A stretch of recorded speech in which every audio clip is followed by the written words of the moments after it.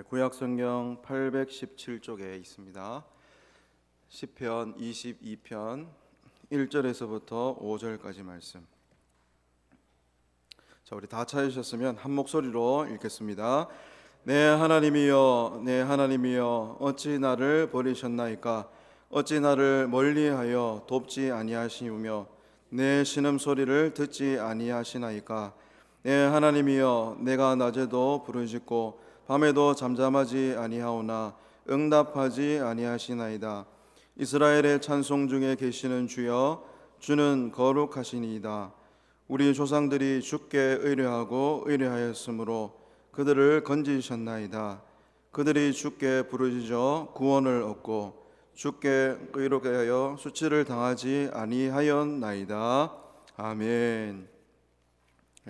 공동체 소식을 잠시 전하겠습니다. 주보를 참고해 주시기 바랍니다.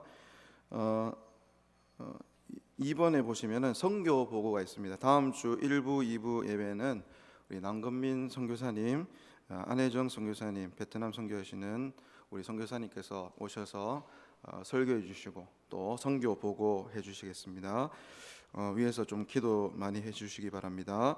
그리고 신천지 2단이 많이 이제 지금 활동을 하고 있는데 우리 황금교회 성도님들도 많이 경계하시고 외부에서 이렇게 기도회라든지 뭐 말씀 가르쳐 준다 이런 데는 절대로 현혹되시면 안 됩니다. 혹시 그런 부분이 있으면 우리 교육자들에게 즉시 좀 알려주시기 바랍니다. 우리 주차장 광고인데 우리 중직자분들께서 될 수 있으면 우리 교회 근처에 이제 좀 세워주시고 새 가족이 왔을 때 좀 이렇게 주차해가지고 예배를 원활하게 잘 드릴 수 있도록 좀 부탁을 드리겠습니다. 그리고 수성노예 추유교 연합회 교사 강습회가 20일에서 22일 수요일까지 대동교회에서 있습니다. 우리 주일학교에서는 참고해 주시고 참석해 주시기 바랍니다. 그리고 6월 목회 일정 26일에 보시면 여전도의 연합회 헌신 예배가 있는데 이때는 오성화 선교사님께서 오셔서 말씀을 증거해 주십니다. 우리 담임 목사님께서 미국에 출타 중이십니다. 위에서 많이 기도해 주시기를 바랍니다. 우리 좌우에 돌아보시고 한 번 더 인사하겠습니다. 사랑합니다. 축복합니다. 인사하겠습니다. 주님의 이름으로 사랑하고 축복합니다. 오늘 시편 22편 1절에서 5절까지의 말씀을 가지고 하나님은 사랑이시라 라는 말씀의 제목으로 함께 말씀을 살펴보고 은혜를 나누기를 원합니다.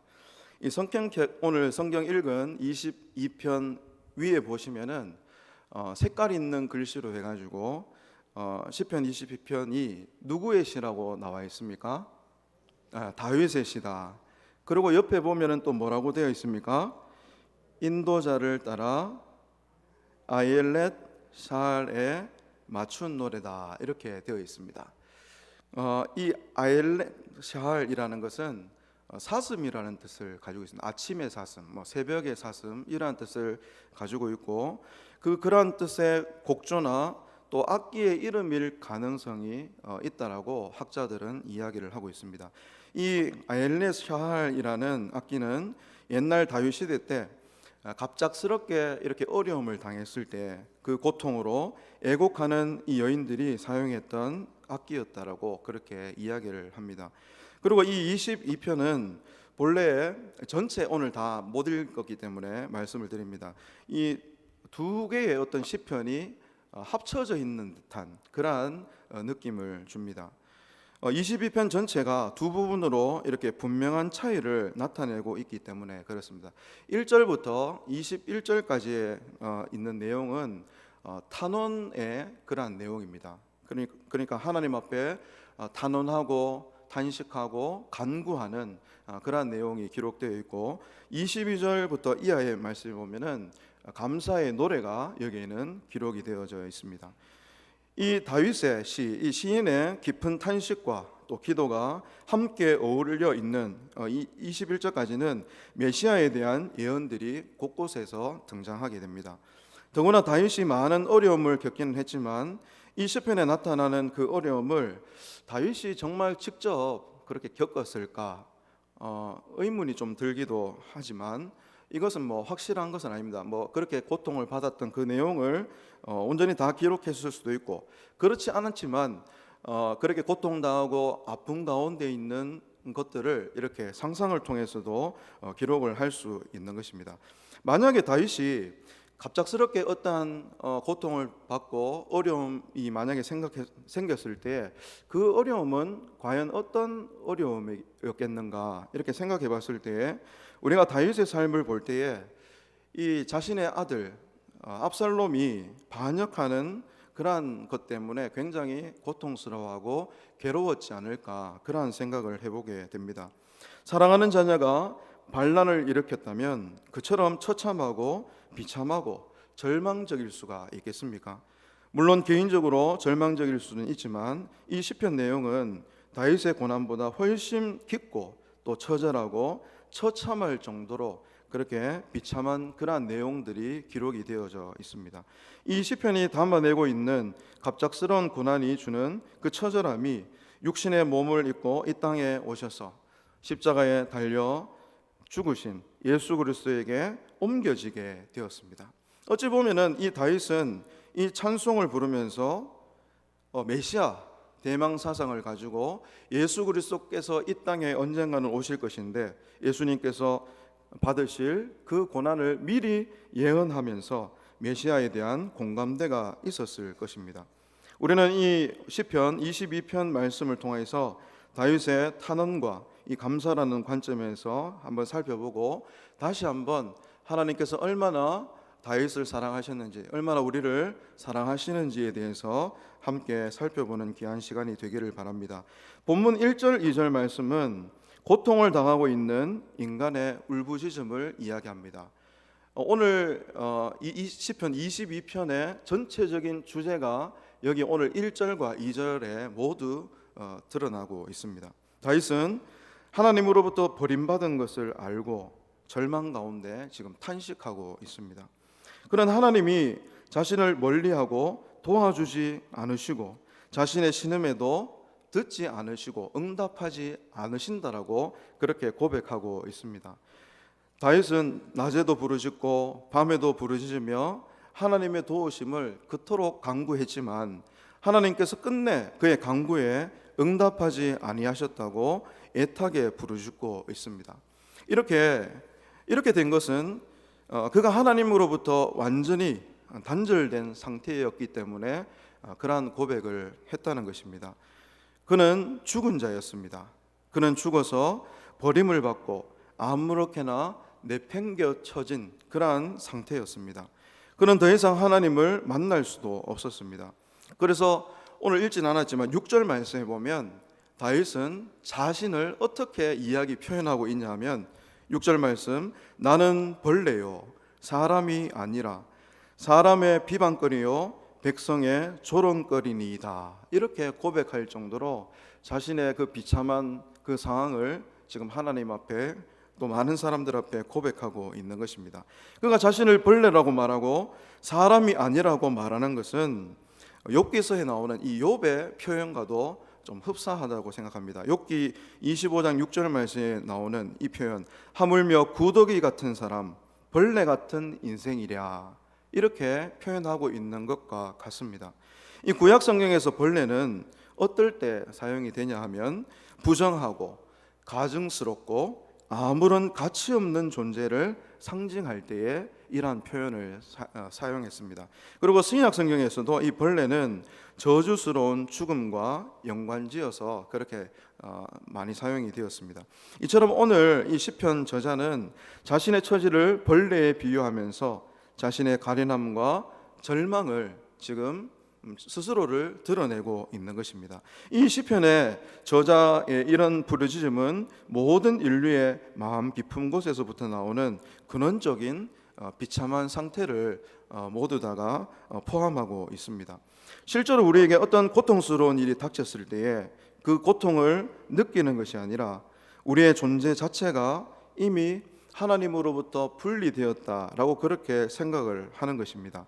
그래서 하나님께서 나를 버리셨고 도무지 내가 어떻게 누군가에 의해서 구원받을 수도 없고 이러한 고통에서 벗어날 수도 없다라고 많은 사람들이 생각을 한다는 것입니다.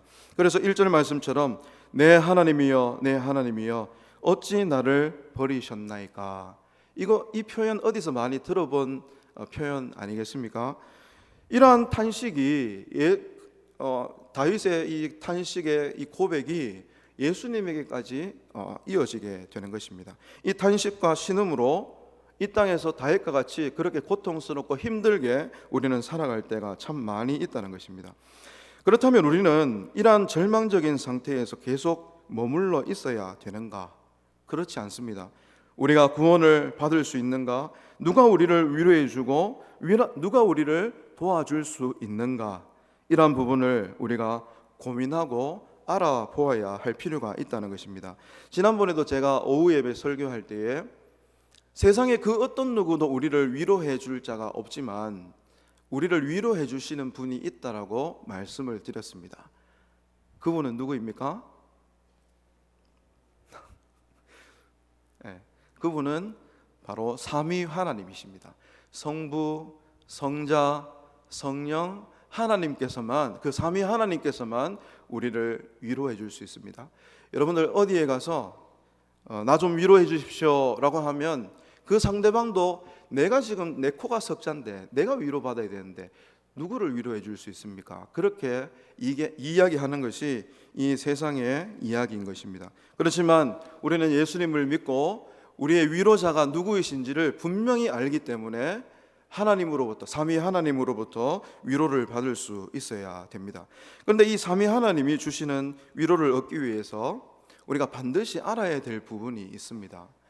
하나님의 위로는 받고 싶은데 그냥 받는 것이 아니라 그럼 무엇을 알아야 되는가? 세 가지 우리 앞에 좀 띄워주시기 바랍니다. 첫 번째는 나의 죄와 비참함이 얼마나 큰가라는 것을 알아야 됩니다. 나는 지금 비참한 현실 가운데 지금 살아가고 있다. 그리고 두 번째는 나의 모든 죄와 비참함으로부터 나는 어떻게 구원을 받는가라는 것을 알아야 됩니다. 그리고 세 번째는 나는 그러한 구원을 주신 하나님께 어떻게 감사를 드려야 하는가. 이 세 가지 사실을 분명히 알아야 됩니다. 그냥 위로만 받고 끝내는 삶이 되어서는 안 되겠죠. 그래서 내가 지금 살아가고 있는 이 현실이 누군가가 나를 위로해 줬으면 좋겠는데 그 위로는 삼위 하나님께서 주시는데 그렇다면 내가 위로받기 전에 내가 지금 얼마나 비참한 삶을 살아가고 있는가? 과연 내가 기도할 때 하나님께서는 들어주시는가? 내가 이 땅에 살아갈 때에 이 죄 많은 세상을 살아갈 때에 과연 그 죄는 누가 해결해 줄 수 있는가? 우리 자녀는 누가 지켜줄 수 있는가? 누가 보호해 줄 수 있는가? 내 사업과 내 직장과 내 가정은 누가 돌봐주고 누가 그것을 위로해 줄 수 있는가? 하나님 아니면은 아무도 돌봐줄 사람이 없어요. 그러니까 비참하다는 거예요. 이 비참한 현실 가운데 우리는 살아가고 있습니다. 우리 모든 성도가 하나님으로부터 위로를 얻기 위해서는 우선적으로 우리의 죄와 비참함을 알아야 돼요. 만일 위로와 비참함을 세속적인 차원에서 본다면 서로 절대로 연결되지 않습니다. 하지만 위로를 하나님이 주시는 선물로 이해를 한다면 인간이 가지고 있는 근본적인 문제를 해결해야 한다는 면에서 서로의 관계를 더 쉽게 우리는 이해할 수 있을 것입니다. 이것은 마치 질병의 그 원인이 어디에서부터 왔는가 그것을 알아야지 병을 고칠 수 있는 것과 같은 것입니다. 이 죄와 비참함은 원인과 결과의 이 관계인 동시에 악순환의 관계라고 할 수 있습니다. 여러분들 저는 아직 코로나가 안 걸렸습니다. 코로나 걸려보신 분 아시지만 코로나 걸리신 분들 중에 나는 코로나 더 이상 안 걸릴 거야 이렇게 하시는 분 잘 없어요. 한 달 이후에 또 걸리신 분 우리 교회 성도님들 중에 있어요. 지금 다 이제 회복되셨지만 이 코로나가 한번 걸렸다고 해서 다시는 코로나에 안 걸린다는 법이 없듯이 또 감기에 걸렸는데 독감이 걸렸어요. 너무 아파가지고 더 이상 이제 나는 독감이 안 걸리겠지, 감기가 안 걸리겠지. 그거는 잘못된 거예요. 또 어느 정도 있으면은 또 다른 바이러스가 나타나가지고 또 다른 감기에 걸릴 것이고 또 다른 더 큰 코로나의 전염에 우리는 살아갈 수밖에 없는 것입니다. 그렇듯이 늘 우리는 조심해야 되고 죄와 비참함에 대해서 관심을 가질 수가 있어야 되는 것입니다. 제가 여기서 자꾸 비참함이라고 하는데, 이 비참함은요 어떠한 뜻을 가지고 있냐 하면, 원어의 뜻을 살펴보니까 땅에서 추방된 상태를 이야기를 하고 있습니다. 땅에서 추방됐다, 땅에서 쫓겨났다. 내가 지금 이 지산동, 이 황금동 이쪽 수성구에 살고 있는데, 또 다른 지역에 물론 살고 경산에 살고 계신 분도 있겠지만, 그 땅에서 잘 살고 있었는데 그 땅에서 쫓아내는 거예요. 누군가가 거기서 못 살게 하는 거예요. 그 얼마나 비참합니까? 내가 지금 내 집이 여기 있는데, 내가 여기 지금 살아야 되는데, 근데 거기 살지 말라는 거예요. 그게 비참함입니다. 여러분들 창세기 보시면 에덴 동산에서 살고 있었던 아담과 하와가 범죄하게 돼요. 누구로부터 쫓겨나게 됩니까? 하나님으로부터 그 에덴 동산에서 더 이상 살지 못하고 쫓겨나는 거예요. 그 죄가, 하나님 앞에서 죄를 지으니까 하나님께서 그 땅에 살지 못하고 쫓겨나게 되는 그 상태, 그게 바로 비참함인 것입니다. 그들은 에덴 동산에 있을 때에 하나님과 자유롭게 교제도 했고 풍성한 열매도 마음대로 따먹으면서 아무런 어려움 없이 그렇게 살았습니다.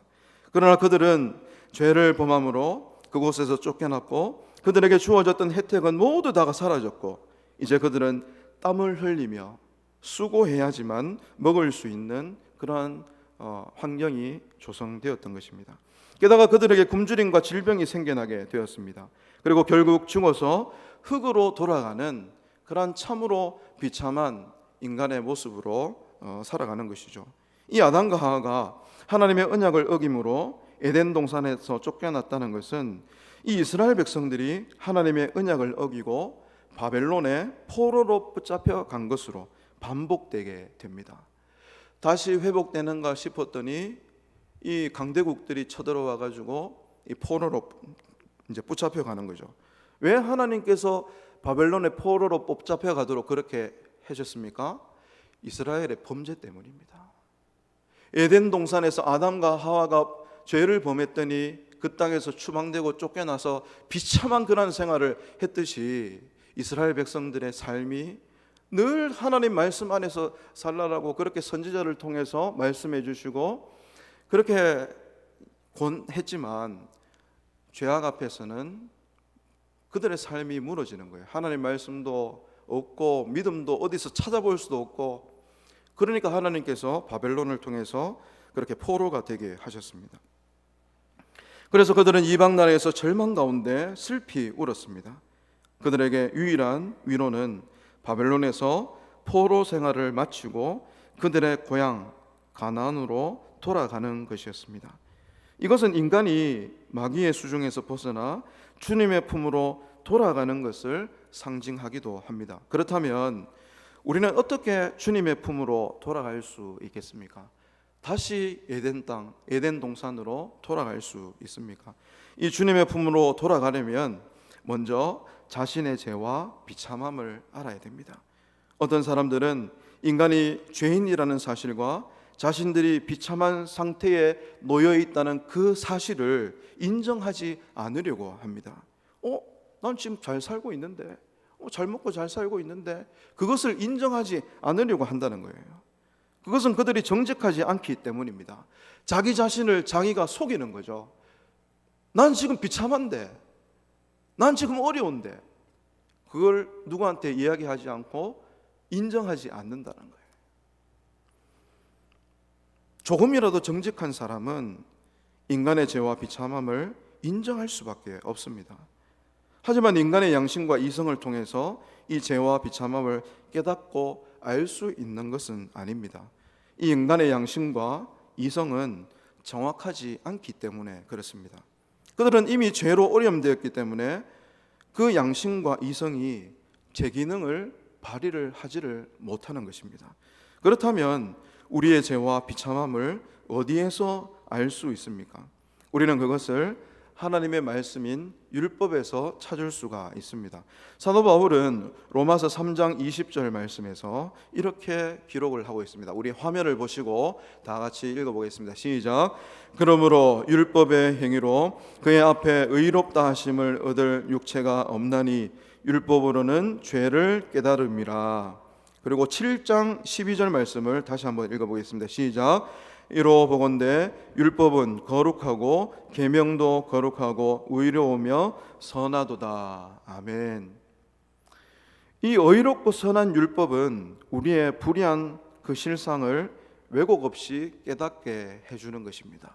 그래서 우리는 누구에게 이 죄와 비참함을 알 수 있는가 하면 하나님의 말씀을 통해서 우리가 죄 짓고 있다, 내가 참 비참한 가운데 있구나를 알 수가 있고 깨달을 수가 있는 것입니다. 하나님께서는 인간을 에덴 동산에서 쫓아내셨지만 율법은 빼앗아가지 않으셨습니다. 이 율법은 우리의 양심에 희미하게 남아 있으며 성경책에 선명하게 기록이 되어져 있습니다. 하나님은 우리에게 율법을 주심으로 우리가 여전히 그분과 친밀한 관계 속에 있다는 것을 말씀을 하셨습니다. 그러므로 율법은 인류를 향한 하나님의 변함없는 사랑을 이야기를 하는 것입니다. 율법은 하나님께서 우리에게 주신 언약의 말씀이고 삶의 표준이고 지침이 되는 것입니다. 우리는 이 율법을 통해서 어떻게 우리가 이 세상에서 하나님 믿음으로 하나님의 말씀을 순종하고 그렇게 사는지를 깨닫게 해 주시는 것입니다.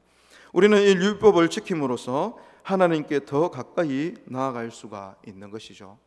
이 하나님의 이 율법이 우리에게 그렇다면 요구하는 것이 무엇이겠습니까? 이에 대한 답변은 예수님과 한 율법사의 이 대화 내용을 보면 알 수가 있습니다. 마태복음 22장 36절 이하의 말씀에 보면 어느 날 한 율법사가 예수님을 찾아가게 됩니다. 예수님께 나와서 선생님, 율법 중에서 어느 계명이 가장 큽니까? 라고 이렇게 질문을 하게 됩니다. 그때 예수님께서는 마태복음 22장 37절에서 40절 말씀까지 에서 이렇게 말씀을 하십니다. 우리 37절에서 40절까지 함께 읽도록 하겠습니다. 시작. 예수께서 이르시되 내 마음을 다하고 목숨을 다하고 뜻을 다하여 주 너의 하나님을 사랑하라 하셨으니 이것이 크고 첫째 되는 계명이요 둘째로 그와 같으니 내 이웃을 내 자신같이 사랑하라 하셨으니 이 두 계명이 온 율법과 선지자의 강령이니라. 아멘. 이 말씀은 예수님께서 신명기 6장 5절과 레위기 19장 18절의 말씀을 인용하셔서 이 율법사에게 이야기를 해준 부분입니다. 이 율법이 요구하는 것은 무엇이냐 하면 다름 아닌 사랑입니다. 많은 율법의 조항들이 있지만 그것을 우리가 다 지킬 수는 없어요.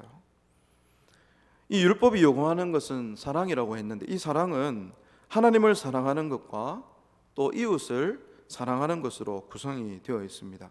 내 마음을 다하고 목숨을 다하고 뜻을 다하여 주 너의 하나님을 사랑하라. 이 말씀은 우리가 전인격적으로 최선을 다해서 하나님을 사랑하라라는 그러한 뜻을 가지고 있습니다. 그리고 이웃에 대한 사랑에 대해서는 뭐라고 얘기합니까? 그와 같으니. 이 그와 같으니는 무슨 뜻입니까? 이것은 하나님을 사랑하는 것과 같은 그러한 방식으로 누구를 사랑하라고요? 여러분들 옆에 계신 그 이웃을 사랑하라는 거예요.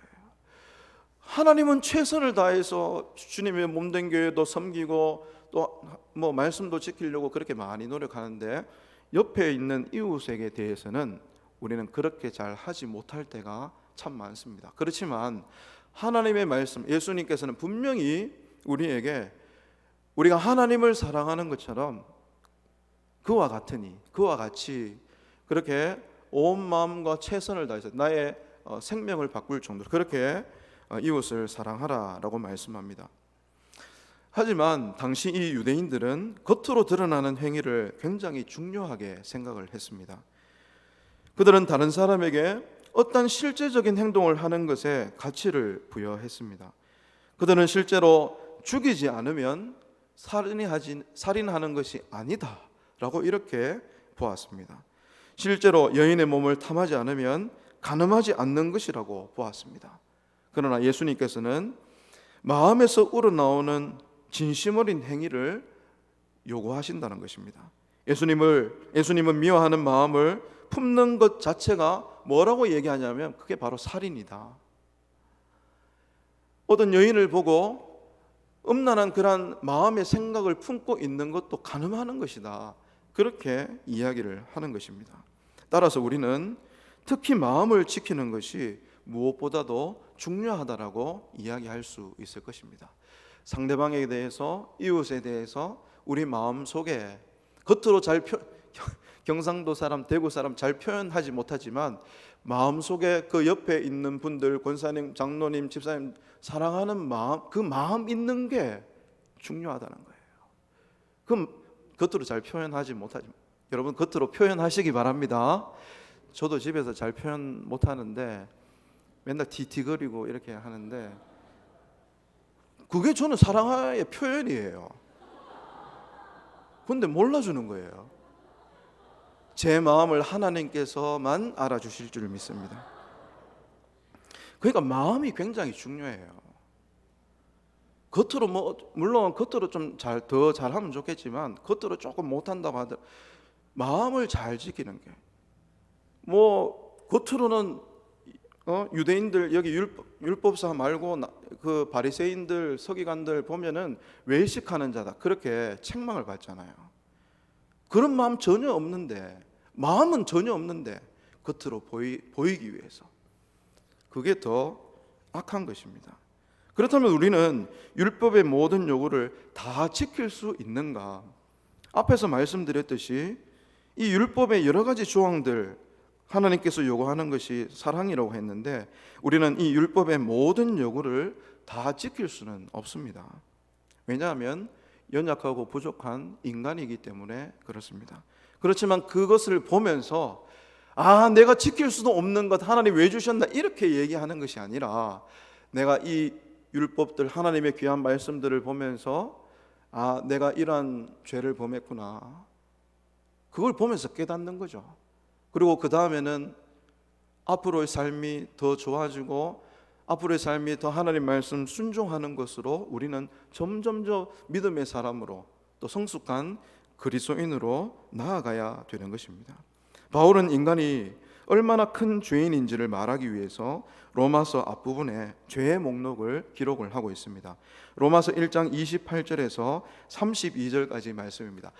좀 길지만 여기에 많은 죄들이 기록되어 있는데 과연 나는 여기에 이 기록된 이 말씀 중에서 무엇을 못 지키고 있는가, 어떠한 죄를 범하고 있는지 한번 생각해 보면서 같이 읽도록 하겠습니다. 시작. 또한 그들이 마음에 하나님 두기를 싫어하며 하나님께서 그들을 그 상실한 마음대로 내버려 두사 합당하지 못한 일을 하게 하셨으니 곧 모든 불의, 추악, 탐욕, 악의가 가득한 자요 시기, 살인, 분쟁, 사기, 악독이 가득한 자요 수군수군하는 자요 비방하는 자요 하나님께서 미워하시는 자요 능욕하는 자요 교만한 자요 자랑하는 자요 악을 도모하는 자요 부모를 거역하는 자요 우매한 자요 배약하는 자요 무정한 자요 무자비한 자라.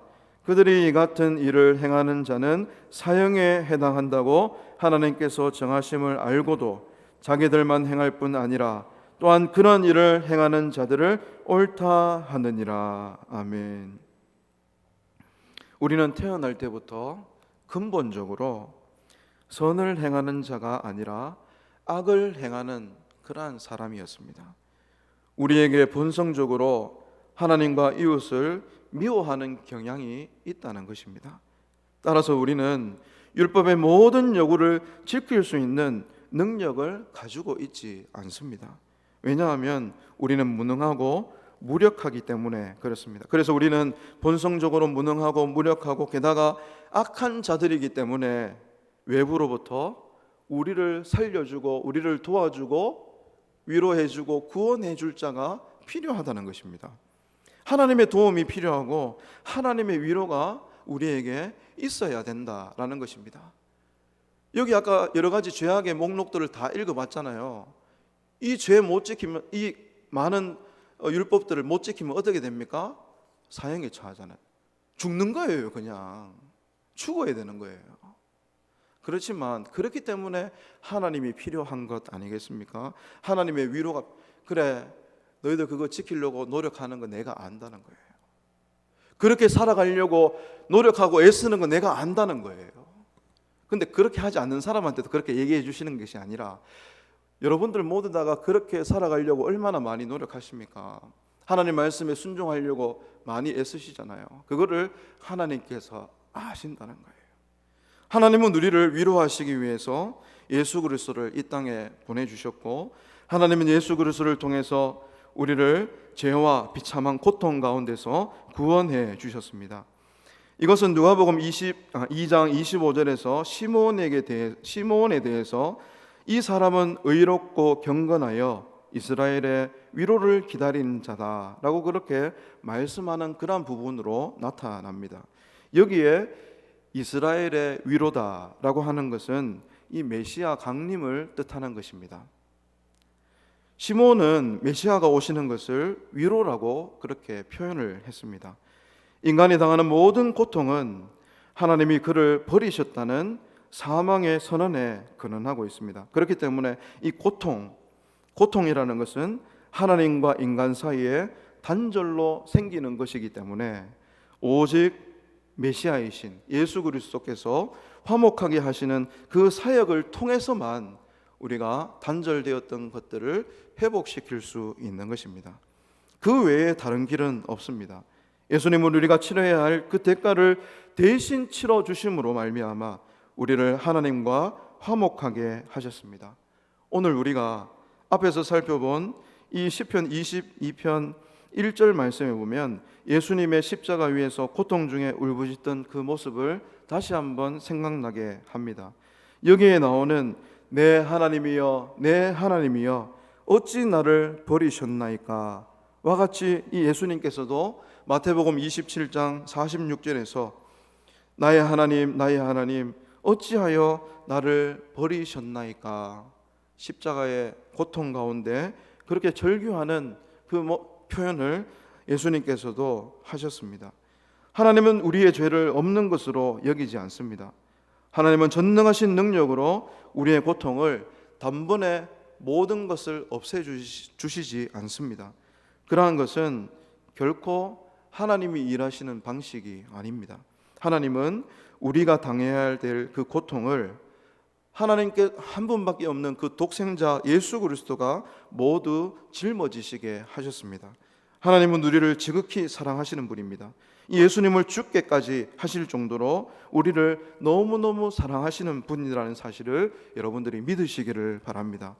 그러한 사랑을 받은 우리는 그렇다면 과연 어떻게 살아야 되는가? 요한복음 13장 34절에서 35절 그리고 요한복음 15장 13절 말씀을 우리 연속해서 앞에 스크린을 보시고 다 같이 읽겠습니다. 시작. 새 계명을 너희에게 주노니 서로 사랑하라. 내가 너희를 사랑한 것 같이 너희도 서로 사랑하라. 너희가 서로 사랑하면 이로써 모든 사람이 너희가 내 제자인 줄 알리라. 사람이 친구를 위하여 자기 목숨을 버리면 이보다 더 큰 사랑이 없나니. 아멘. 우리는 생명을 다해서 하나님을 사랑해야 되고 우리의 이웃을 사랑해야 될 줄 믿습니다. 우리가 이웃을 사랑하면 그는 우리 안에 계신 그러한 예수님께서 우리 속에 우리 마음 가운데 그렇게 살아계신 것을 발견하게 될 것입니다. 누군가를 얼마나 사랑하느냐 하는 것은 그를 위해서 얼마나 자신을 버릴 수 있느냐 하는 것과 같은 것입니다. 왜냐하면 사랑에는 희생이 따르고 대가가 지불되어야 하기 때문에 그렇습니다. 하나님을 사랑하는 것에는 우리의 수고와 정성과 희생이 필요한 것입니다. 그것이 그리스도인들에게 주어진 사명이고 임무라고 이야기하는 것입니다. 예수님께서 우리를 사랑하신 방식대로 하나님을 사랑하시고 우리의 이웃을 사랑할 수 있는 그래서 하나님 앞에 영광 올려드릴 수 있는 우리 황금교회 모든 성도님들 다 될 수 있기를 주님의 이름으로 축복합니다. 아멘. 이 시간 우리